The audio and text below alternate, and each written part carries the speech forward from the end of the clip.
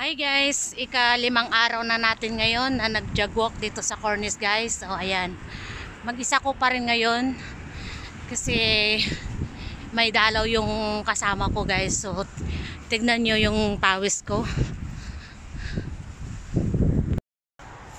Hi guys, nakarating na tayo dito sa finish line natin banda. Dito na naman tayo sa street ng Calidia Sheraton Hotel. So 30 minutes hanggang to Calidia Sheraton. Pero sa Cornice tayo guys. So grabe. Sakit ng paa ko. So ano tayo dito, warm up konti kasi masakit yung ating tuhod. Ayan kasi guys kapag tumatanda na. So same pa rin yung ginawa natin kahapon. D4 kahapon, same lang yung ginawa natin. Then ngayon D5. Iwan ko kung may D6 pa tayo. I hope.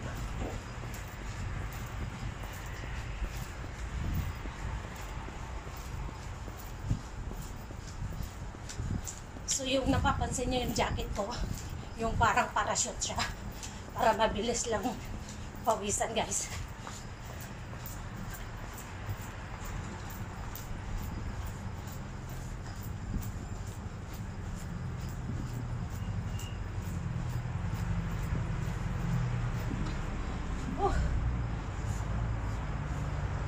Aray, sakit.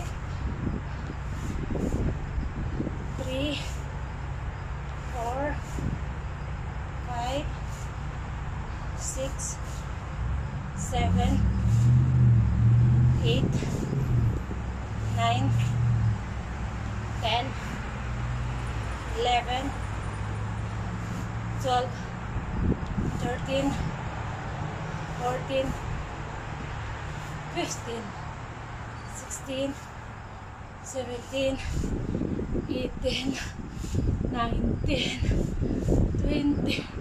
Grabe guys, nagsakit. So ipakita ko sa inyo ang view ulit ng ating exercisean. Ayan, dito yung finish line natin. Tapos dun ba na yung Cornice na sinasabi, ay Sheraton Hotel na sinasabi ko. So ito yung view ng Cornice. Diba? Mainit ngayon kaya konti lang yung naglalakad, pero kapag malamig siya, ang daming tao. Dahil di tayo nagdadala ng tubig kasi ayaw kong magbuhat, so may bilihan naman siya dito. Mamili lang kayo kung anong number, pero simla sila na 2 dirham. So start natin ito. Lagay tayo 2 dirham. Tapos start, pause button to start. Then click the number. Ayan, 24. Ay na siya guys. Ayan, diba? So maubos natin ito. Ubusin natin to bago tayo uuwi. So ayan guys, inom muna tayo. Ubusin natin tong isang ilang ano ba to? ml.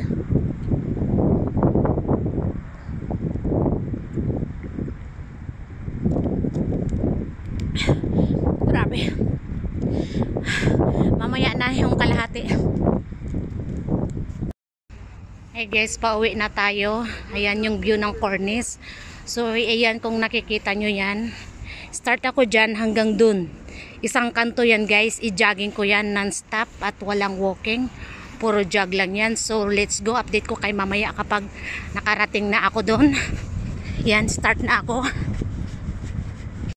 Guys, yan, update natin. Yun yung tinakbo ko. Ginaging ko yun. Non-stop talaga siya guys, no cheating. So pagod. Uwi na tayo. So ayan yung pauwian papunta sa amin. Doon yung bahay namin. So dadaan lang tayo sa tunnel. So ayan guys ang daan pauwi sa amin. May stairs tayong lakarin. At saka guys, daan tayo sa tunnel. So yan, malapit na yan sa bahay. Bali 4 minutes lang guys. Ang ganda ng tunnel, di ba? Kapag malamig yan, yung mga iba, yung may mga jowa dito yan sila nagdidip. Oh, di ba? Bongga. Pero sa ngayon kasi sobrang init, wala tayong makitang nakatambay dito. Kasi hindi talaga kaya yung init, sobrang init talaga. So, hanggang dito lang muna ang ating video, guys.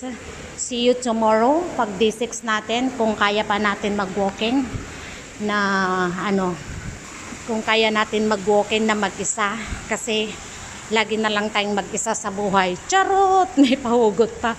See you guys. Thanks for watching, and don't forget to comment down below and follow our channel. Bye!